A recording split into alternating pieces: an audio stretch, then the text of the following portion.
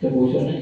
हाँ तो समीम अब देश के खातिर, हाँ तो समीम अब देश के खातिर फिर से खून बहाना है, अपने हक को पाना है, अपने हक को पाना है।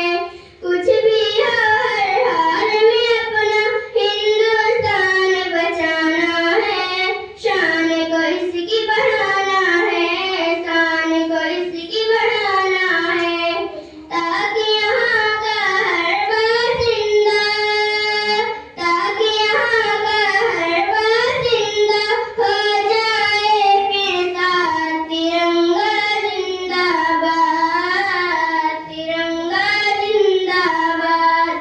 अस्सलाम वालेकुम व रहमतुल्लाहि व बरकातुहू।